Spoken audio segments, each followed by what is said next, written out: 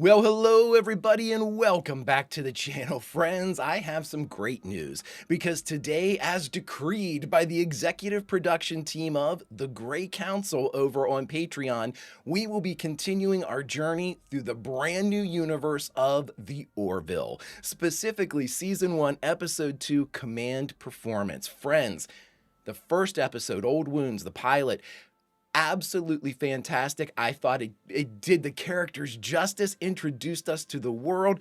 It was dramatic, it was tense, it was comedic, it was action-packed. I absolutely loved it, and I cannot wait to see what the creatives do with the rest of this series. So wait no longer, we shall. If you could do me a quick favor, hit that like button, smash that subscribe, ring that bell for notifications. It greatly helps out a small channel, and it allows me to alert you next time it's time to board the Orville. And of course, if there's anything that we do that you would like early or in its full-length format, the link to our Patreon is in the description. And if you're not a fan of Patreon, consider YouTube memberships. You'll get all of our episodes at least a day early. But my dear, dear friends, all that is then and this is now. And what is now? Now is the second episode of the very first season of the Orville, Command Performance. Prepare to engage maximum warp reaction. And away we go.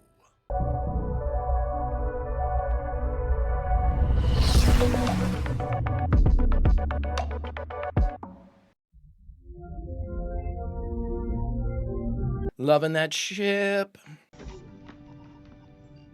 Bordis, right? What is that? That is Kermit the Frog. It's an amphibious life form from Earth. Is it someone you know? No, he's just a leader I admire. Always keeps his cool in a crisis, inspires greatness in his people. So what can I do for you? What can I do for you? I wish to request a leave of absence. For what reason? I have laid an egg. Nice. Sir, Mocklins reproduce by laying eggs. Clyden and I are going to have a child. They're a single-gendered species, right? Wow, I always wondered how a single-gender species populated itself, but are they big? They big eggs? They are somewhat large, yes, sir. They are somewhat large. The gestation period is approximately 21 days. And do you sit on it? You sit on the egg? Yes, sir. Well, listen, tell Clyden congrats, and if you got one more in you, dibs on the omelet. Would Kermit approve of that? I'm just not going to try comedy with you anymore.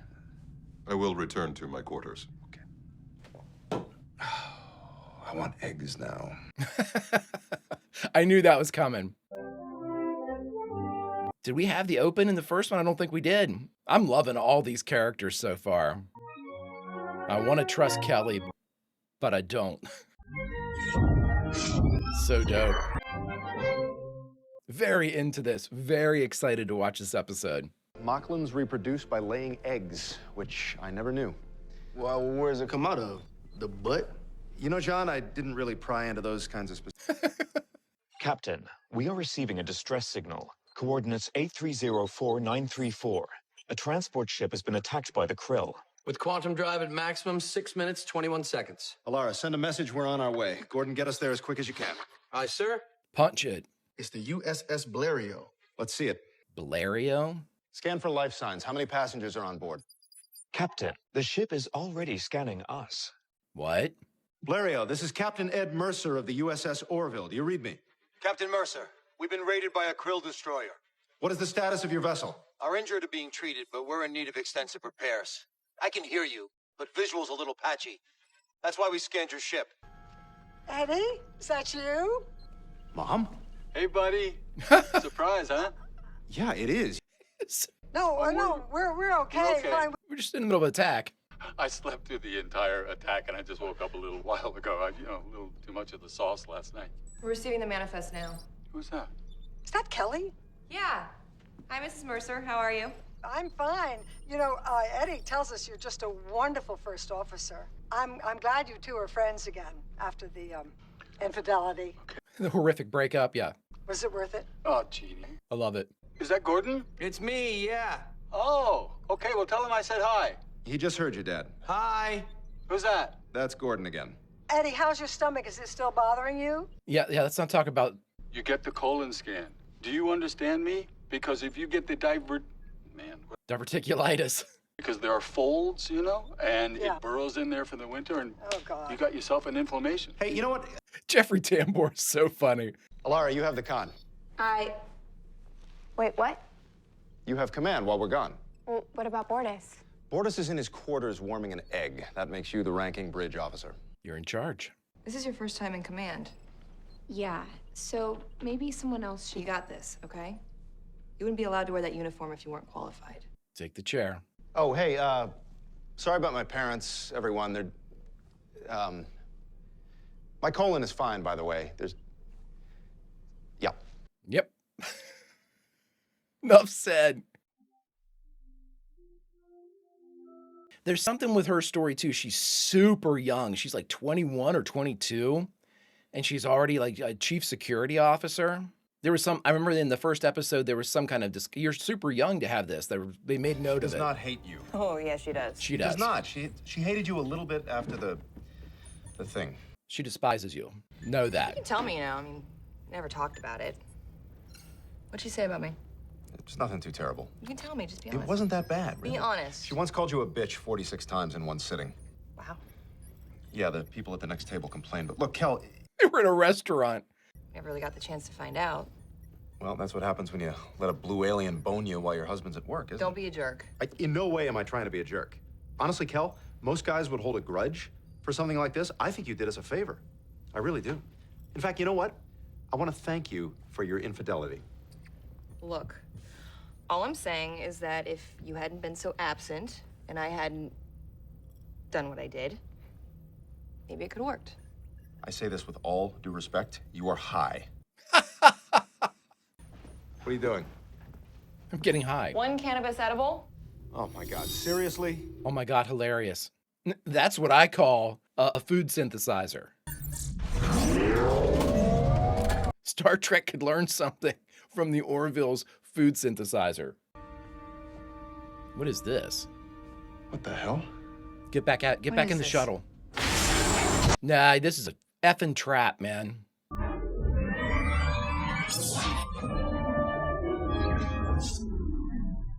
Whoa, guys! Isaac! The transport, what happened to it? Scanners show no sign of the ship. It appears to have been a holographic projection of some kind. What about the boarding party? Scans show no life signs. They are gone. They were transported. We do have transportation tech then. We just don't have it, I guess. I knew something was up when they scanned us when we first showed up. I don't understand. How can they just be gone? John, what about long-range navigational scans? I'm checking right now. There's nothing out there, not a damn thing. Bortus. Commander, the captain. Oh, God. Is it not customary to request permission before entering someone else's quarters? It is. I am brooding my egg. Sir, I am so sorry, but the captain and the first officer are gone. Gone? Where? We don't know. We got a distress call from...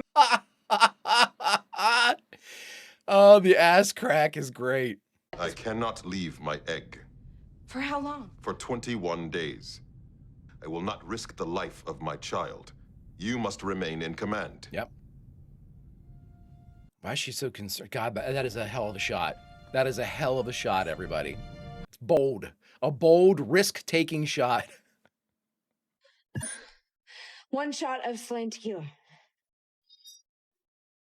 I am a huge fan of these replicators. You gonna throw up? You gonna throw up? No. You're all right. You've got it. No, you do not have it.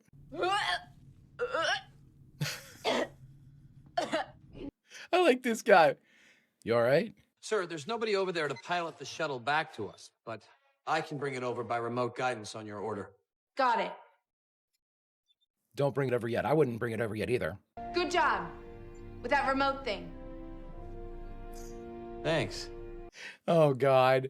Okay, so what is this other craft then? It's like a long-range transporter? What's next? What's next is You just scan that. lock onto the buoy. Yeah. Sir, I would advise against that course of action. We are not familiar with its defense mechanisms. It's our only chance to find our people. Yep, and it's not going to go well. She could explode. Bridge to shuttle bay. Prepare to receive buoy. Copy, Bridge. She's gonna get people killed. Oh no. Oh no. This thing's gonna blow up. It's gonna blow up. Sir, I am reading an energy buildup within the buoy's core. Can you identify it? Cut the tractor beam. Sir, deactivate the tractor beam. Son of a bitch. This is why we don't have stairs in a starship, everybody. All sections reporting. Structural damage is extensive. Injuries are numerous. I'll be in sickbay. Anybody dead? Sir, hull integrity has been compromised in the shuttle bay. I'm going down there. No, you cannot go down there. It's on the bridge. I'm going down there. Well, who takes the con now? If they lost anybody, it's going to be devastating for her. Few minor injuries, but the force field snapped on like it's supposed to. Gonna take a few days to patch up. Thank God. Ever additional power, resources you need, whatever, you've got it. I appreciate that, kid. We'll be all right. Oh, I like this crew so much. Oh my God, they're great. Sorry, kid, we got it. Oh. Doctor, can I talk to you in private? Well, she's a little busy, but she cannot take over. I wasn't in that chair 10 minutes and I almost destroyed the entire ship. What if someone had been killed? But you didn't. And they weren't. You're the ship's doctor. You're the only person who can relieve an officer of command. Can't you just come up with... Oh my God. Command is all about the balance between inspiring confidence in your leadership and knowing when to trust your people. You got scared out there today. Will you help me? I'm not gonna whisper the right answers in your ear, but I'll try to be your Obi-Wan however I can. So great. Where are we? Is this their apartment? Because the Kermit's there. I can't remember what it looks like. Our old apartment. In New York City. A year and change ago, at least. It's got to be some type of simulation or holographic representation because that's how they got his parents. This is the one from my office. I took it with me when I moved out. We couldn't have been sent back in time. I mean, it's crazy, right? Kel, where the hell are we? Check something and see the date. My analysis of our scanner logs indicates there was a concentrated pulse directed away from the buoy at the moment of the incident. Track it. But I believe it may have been a form of molecular transfer. You think they may have been transported somewhere? If so, there may still be residual traces of the pulse. I will need to divert power to the forward scanners to conduct a long-range search. Yes. This is Acting Captain Catan. Emergency power will be temporarily rerouted to the scanner array until further notice. Newton to bridge. Kid, you gotta be joking. You reroute power and this ship's not gonna be going anywhere. Chief, unless we know where the captain and the commander were taken. We're not going anywhere. Yep. Oh, and it's Sir, not Kit. Just a friendly reminder. Hi, sir. Dora the Explorer got some balls. Good ones. Good balls. These two are like comic relief. So, what do we do now? Survival. As long as we're here, whoever here is, we better make sure that the food synthesizer works. Well, they only have one food. Oh, okay, well, Of course, if there's anything in the food, we're screwed. Yeah, I kind of doubt whoever brought us here went through all the trouble just to poison us. I was gonna say she has her brownie, too. You? Now they have a slice of death by chocolate cake, bottle of booze. You think the Orville knows we're alive? You think they're even looking for us? Well, we better hope so. It's a good crew. It's a good crew. You take the bed. I've had so much to drink, I think I'd die at that altitude. Okay. Hey, we're still here tomorrow. We can move on to that brownie. Do you remember that time that Jeff and Maureen invited us to the opera? Oh my God, yes. And you knew I hated opera, so you made me smoke that joint before we left. It's to be mine. I gave you the wrong one. Your weapons grade weed. Yes, I remember that. Weapons grade. Oh my God. And remember, you bashed the hell out of Maureen's head when you jumped out of your chair? God, the size of the bruise on her face was just epic. Was that when they stopped hanging out with us? It sounds like it. No, they sucked. Who cares? They totally sucked. They sucked. I mean, she never shut the hell up, and he smelled like sausage. Well, then, you know what? I'm glad I hit her in the head. That makes two of us. Careful, friends. You know, this feels like a dream. I'll treat it like one. Being here. Keep the good vibes up. I might have been wrong about what I said in the shuttle. Maybe things could have been different. Trying to assess motivations, and I am paranoid. Sir, I believe I have pinpointed the destination of the subspace pulse. Fantastic, Isaac. Absolutely out of the question, Lieutenant. But sir, if there's any chance that they're still... Are they in Krill space? We have reasons for keeping our ships away from that star system. The Caliban are a very technologically advanced race. Caliban. We do not want to engage them in any way. But what about the captain and the commander? Lost in the line of duty. Jesus, dude. Your orders are to return to Earth, where the Orville will be assigned a new captain and first officer. Tucker out. Tucker, okay, so Fleet Admiral Tucker.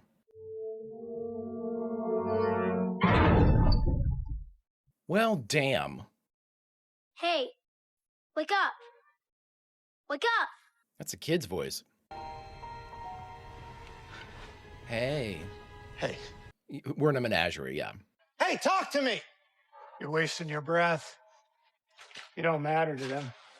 Who are you? It's like Hellraiser Krill. You take a look around you, friend. You're in a Caliban zoo. Fantastic. Now, the Caliban are different than the Kalon. Is that correct? Or am I getting those wrong? Isaac is a specific race that they said was racist. They thought everybody else was lesser beings. And I wrote down Kalon, but Caliban seems pretty close. I'm wondering if I... Computers and then instantly generate a customized holographic lure.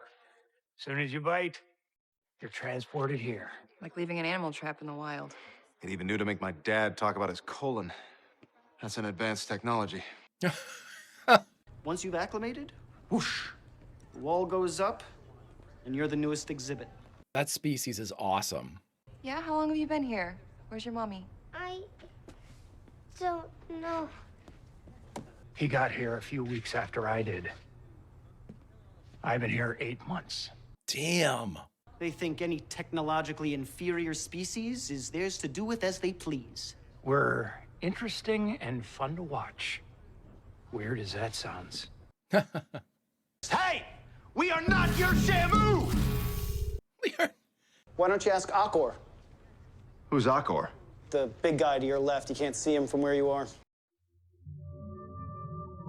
Oh, wow. He's been here 31 years. In other words, there's no way out. Jesus. What about Ed and Kelly? My orders are clear. The captain and the first officer will be declared lost in the line of duty. Whoa, whoa, whoa, whoa. Hang on. What the... Yeah, I'm with you, bro. Alara, that is a cold-blooded order, and you can shove it up your ass. Lieutenant, you're relieved of duty. What? I mean, I know you can't... Lieutenant Lamar, carry out the order. Yes, sir. I mean, you can't countermand. I can't have it both ways. I can't have somebody give an order and I want them to follow the ones I want them to follow and ignore the ones that need ignoring. I'm just following Admiral Tucker's orders. And the Admiral's right. To put the entire ship in danger to rescue 2 officers who might not even be alive? No. Right. Everything that you've dealt with up until now is child's play. This is command. You have a choice. There's always a choice. Or disobey orders and go after our people. But if you take that kind of risk and you're wrong, you could destroy your career. Or worse. Go get Gordon. Yeah. Sit wherever you want, sir. Okay, thanks. What are we going to do here? Permission to speak freely, sir. Yes, of course. You know what the most heinous thing about this is? If the captain were in your shoes, he would have gone after you. He would have risked his career to save your life. You suck. I've known him for an episode and a half, and I think you're right. But as far as I'm concerned, they can bite me, because we're going anyway. Gordon, John, how fast can you get us there? As fast as you want, sir. You're the captain. Careful what we wish for here, everybody. Kid might have just ruined her career, but... yeah, let's go. Boom, boom, boom. I love the 3 lines. Dude, dude. I got chills. I'm in it. I am into this. Approaching the border of Caliban space, sir. Kids, roll the windows up. Okay. Can't just waltz into Caliban space in a Union ship, so Isaac's been working on a plan. In sifting through the debris that collided with our shuttle bay, We had a piece come in, yeah. I believe we can use their own technology against them. We can make it appear as though we are a Caliban ship. Now, once we reach the planet, Isaac becomes key. As he loves to remind everyone, his homeworld of Kalon is technologically superior. Kalon. Okay, I was right.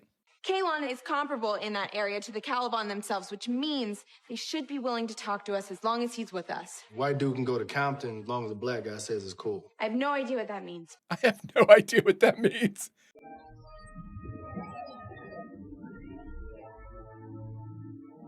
That is a dope design as well. Nice and easy. If you don't know what you're doing, though. Woo! Pretty busy up in this sky. They are scanning us. It's going to be a lot of human signatures.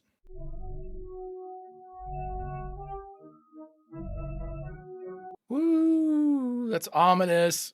They are moving on, sir. I am detecting 2 human life signs on the planet's surface. Is the shuttle ready? Yes, sir. All right, let's go. It's not going to be, there's no holographic complement, I don't think. I have bad news. What's wrong? You're the ranking officer, which means you have command. Enjoy. Son of a bitch. So she's 4th in the chair. Love it. I'm having a beer. Yeah, at 9 a.m., which, in case you don't remember, is something that I do not like. I'm doing something that the Germans, The Germans have been doing for centuries, yes. You love. Well, you're not Frankenberry, so shut up. You know what? It is all coming back to me now. You're not Frankenberry. Okay, I am just as miserable with you as you are with Well, me. great. Finally, some common ground. Some common ground between ground. the two of us. Thank God. Captain! Alara? How the hell did you guys get in here? Wait a minute, you couldn't have gotten union clearance to come here. We did not. We took a little field trip. Well, I wish we could tell you how to get us out of here, but honestly, we have no idea. Isaac? There must be a zookeeper. Come in! Awesome race, too. Great race designs, great ship designs. What brings you all the way out here? Besides the fact that we have the widest variety of species on exhibit anywhere in the sector. Those eyes. She is not for sale. She is my pet. Woof. However, I would like to speak with you about the humans. I'm afraid they were in the midst of treatment for a very rare disease they are carrying, one that could infect your other species. You're kidding. I am Kalon. We do not kid. We would be happy to take them off your hands. Damn it. I don't believe this. This is the administrator. Initialize euthanasia sweep of unit. Holy shit.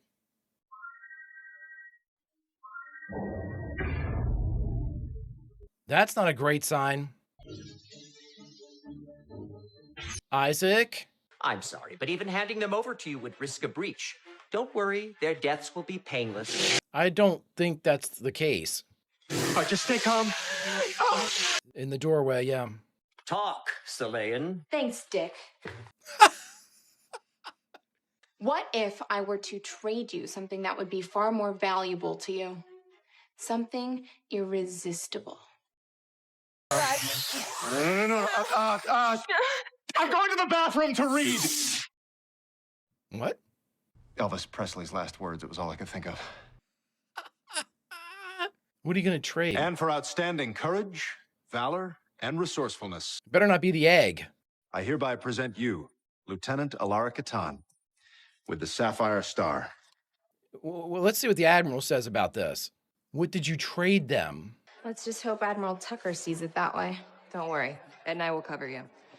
Yeah, we're a pretty crappy couple, but we're awfully good with office politics. And this little guy was the best part of the bargain. You excited to see your mommy and daddy? Yes.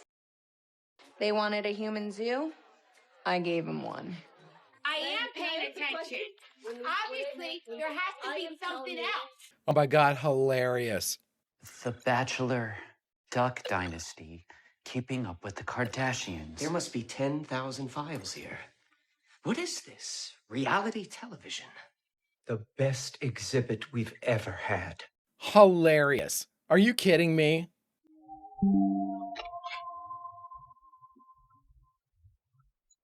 Oh, I didn't realize his husband was here. It is a female. That is impossible. What? But they're a single gender. Oh, wow. Plot point. All right, everybody, we just finished watching the Orville Season 1, Episode 2, Command Performance, and the only thing left to do is talk about it. All right, everybody, we just finished watching Command Performance, the second episode of the very first season of the Orville. Again, just another great adventure. This is something, have we seen this before? Absolutely. But again, it's an homage. It's the menagerie. It's all of the things. And we've had numerous instances of people going into zoos and being put on display before. We had it in Twilight Zone. We've had it everywhere. So again, it's an older trope, but in this one, it was used to better effect, I think. And that normally, like if you talk about the menagerie and you like the Telosians, who were the de facto zookeepers there, it didn't really lend itself to, I guess, a future relationship between the Federation and the Telosians. The Federation just kind of walled off that area and was said, put up the buoys, do not go in, do not go in. And that was really the end of the exchange between the two, the Federation and the Telosians. To my knowledge, now again, we might have a lot more when we get to the Next Generation and Deep Space Nine and things like that. But in this one, you had, and again, God, they have the Kalons are Isaac's people who are comparable to the Calivan, who were the ones in charge of the zoo, the red people in charge of the zoo. It looks as if, especially with the introduction of reality TV, it would be hilarious if we go back to them and they're supposed to be this like highly intellectual advanced species. And once reality TV contaminates them, that they begin their threshold, their IQ begins to come down. I love reality TV too. It's just that it looked like everybody there was really into it. And I think it would be just hilarious if it was some sort of like, it'd be hilarious if they viewed it as a weapon. You sent biological warfare to our planet in the form of reality TV. That could easily happen. It was a great episode, though, in that we got a really good chance to explore.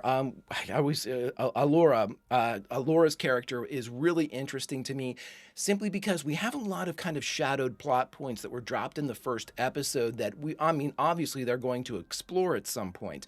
With her, it was, why is she so young? Because they made mention that there was an actual beat where they said, how old are you? And I think she said like 22 or 23, 21, something like that. And they're like, and you're already a chief security officer?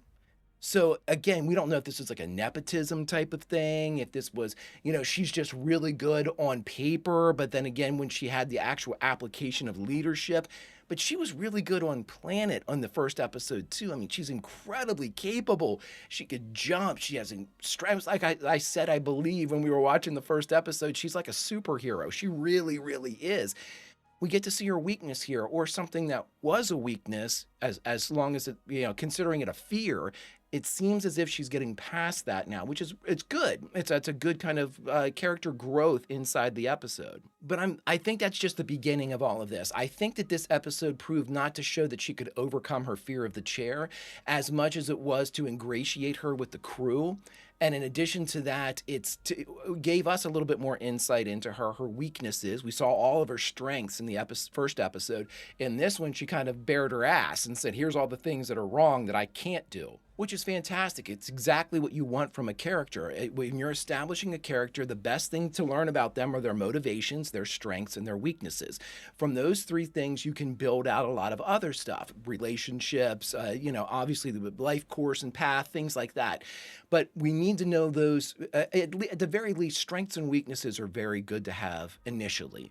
And with those, sometimes you can actually glean motivation from the strengths and weaknesses. I want to get better at something. I'm already good at this. I want to, use that to my advantage. And you can start to see how they're kind of positioning themselves using their strengths and weaknesses. So it's absolutely, storytelling 101 to be able to start telling us these characters and giving us bits and pieces of information, maybe strengths here, weaknesses here, motivations here, relationships here, but not from every character and not all at once. It's drip feed us this, because while I don't mind being thrown into a universe or in the middle of a story, that's great for me. Let me learn about the characters, though, especially since this crew is, for what we understand, hasn't really been working together all that much, especially when you think that Ed just showed up and Gordon just showed up.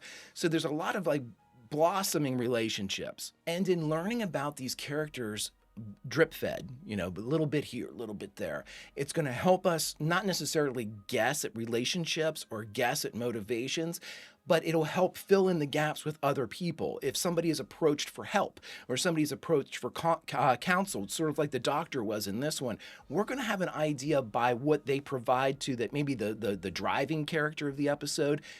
We learn about them, and we learned about Claire Finn, Dr. Claire Finn. I want to make sure I have that right. We learned about her as being sort of a mentor to the rest of the crew.